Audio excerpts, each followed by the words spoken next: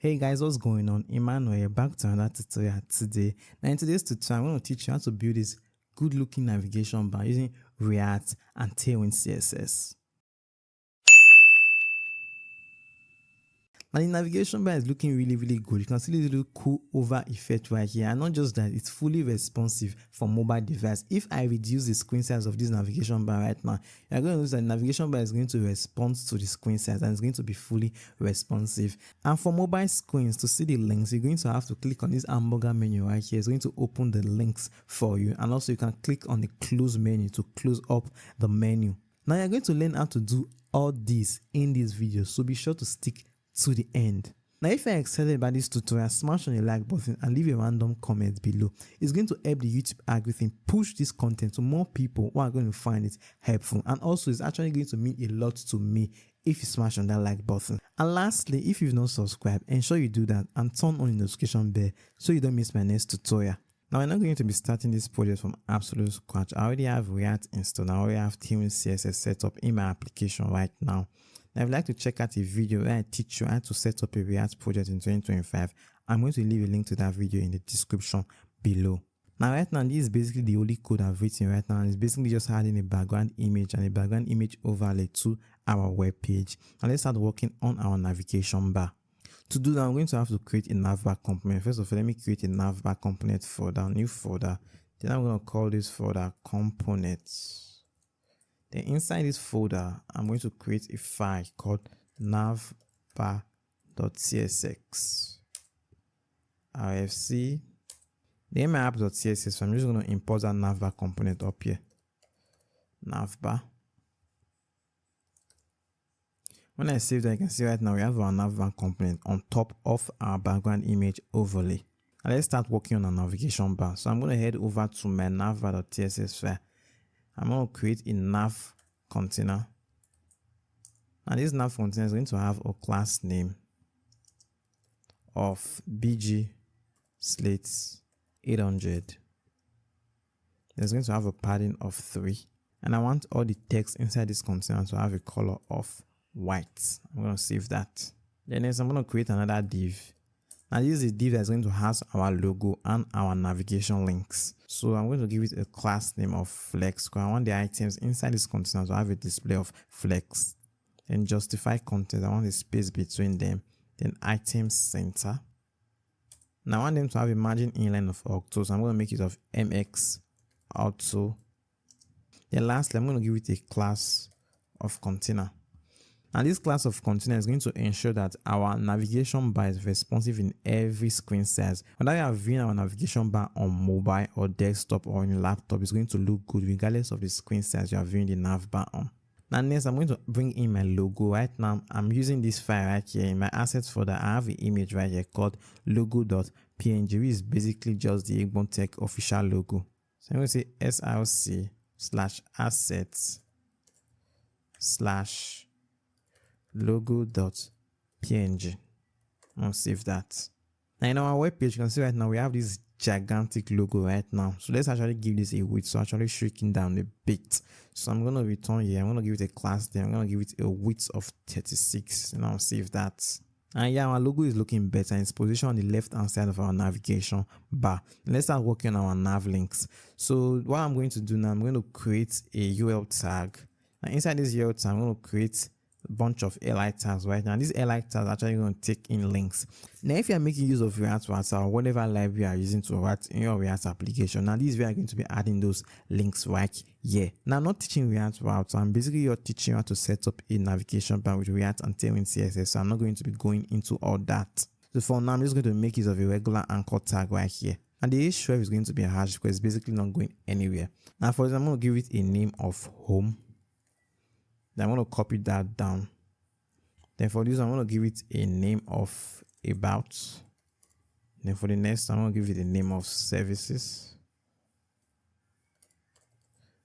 Then the next, I'm going to give it a name of FAQ, frequently asked questions. Then the last, I'm going to give it a name of contacts. Now in the web page right now, you can see we have our links right here in the right hand side of the navigation bar arranged vertically, but I want them to be arranged horizontally. So I'm going to give the URL container a class of flex. So inside this URL, I'm going to come over and I'm going to give this a class of flex. Now I want space in between each of these links. So I'm going to give it a space X of 6. Then I'll save that. Now we'll return to the web page. You can see how good our navigation links are looking. Now what I want to do next is that when someone hovers around any of these links, I want to give it a background of white. So I'm going to add a class name to this link right here. I'm going to give it a class name. Now on hover of this link, I want it to have a BG of white. And on hover, I want it to have a text of slate 800. Now in my web page, when I hover around this link, I see right now it has a background of white and a text color of slate 800. Now next, I'm going to give this a little bit of padding to make it look better. And also, I'm going to add a transition to it. For the padding, I'm going to give it a padding horizontal of 2, then a padding vertical of just 1. Next, I'm going to give it a border radius of 100 MD. I'm going to give it a transition of color transition, then a duration of 700 milliseconds. Now you can see right now our transition is looking very, very good and very, very smooth. Now next, we're going to apply all the classes we apply to this home link to these other links right here. Now normally what we could do is that we could just copy this class name from this home anchor tag right here, from this first anchor tag, and paste it in these other anchor tags right here. But the problem is that we are going to be repeating ourselves, and I don't like to repeat myself when I'm writing my code. So what I'm going to do is I'm going to create a style object for this anchor tag. So I'm going to come up here. I'm going to say const styles is equals to an object of styles. Then I'm going to call this a link style. Then I'm just going to copy this style right here. And I'll paste this style right here. Now instead of me writing these styles in this class thing, I'm just going to call on the styles object styles.link. And when I save that and return back to my web page, you can see that everything still works normal. So I'm going to copy this styles.link and paste it in my other anchor tags. Now this is actually cleaner than we having to write these styles over and over and over again. So we have completely styled up our navigation bar and it's looking really, really good. But the problem is that if we shrink this navigation bar, it's not responsive to our screen, which means on mobile devices, the navigation bar is going to look really, really bad. So let's start working on making this navigation bar responsive. Now let's actually label this. This is going to be our nav bar for large screens. Now let's create our nav bar for smaller screens. I'm just going to copy this URL tag right here. I'm just going to paste that outside this div tag right here because I want it to be on its own. It's still going to have a display of flex, but it's going to have a flex of column. Now this flex core class is going to ensure that our navigation links, they are still flex, but they're going to be arranged vertically. So instead of a space X6, I'm going to say space Y6. Then I'm going to give this a margin top of 4. And a text of center. I want all the text inside this URL tag to be centered horizontally. Now when we return back to our web page, you can see we have both our horizontal navigation links and our vertical navigation links in our web page. When we shrink down, you can see right now both of them are still in the web page. Now what we want to do is that we want these horizontal navigation links to be visible only on large screen devices like maybe large tablets, laptops, and desktop. Then we want this one right here, these vertical ones, to be displayed only on small tablets and smaller devices like mobile phones. So to do that, I'm going to give this vertical URL tag, that is the URL tag for small screen devices. I'm going to give it the MD of hidden. Now what this class is going to do is going to ensure that for large screen devices, for devices that are over 768 pixels, this container is going to be hidden. Now when I save that, I return to the web page, you can notice that URL tags are hidden until I shrink this screen to smaller screen. That's only when it's going to appear in the screen.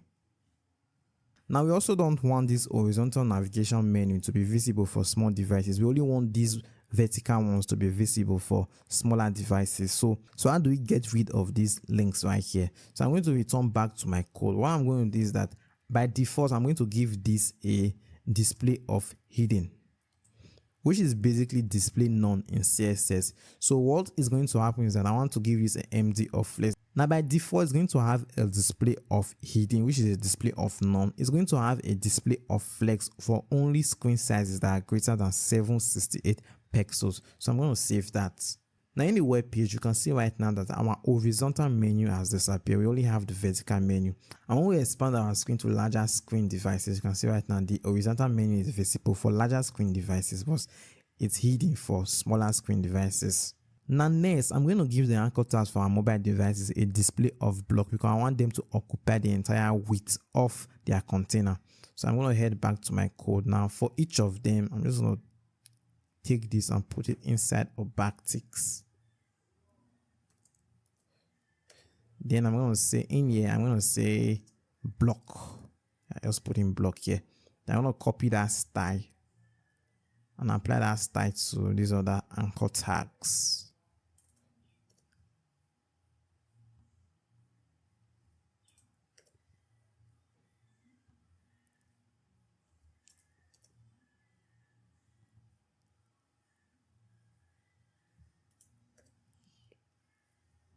I'm going to save that. Now you can see right now our links are actually taking the entire width of their container. I actually prefer it this way. Now by default, we don't want these menus to be visible like this on mobile devices. What we want is that we want to have like an hamburger icon right here. Then the menu is going to be closed. When we click on that hamburger icon, the menu is going to open. When we click on it again, it's going to close up. We want something like a toggle menu for our mobile devices. So let's start working on that. So first, I'm going to actually bring in an icon. Since I don't have icons installed, I'm going to install an icon library.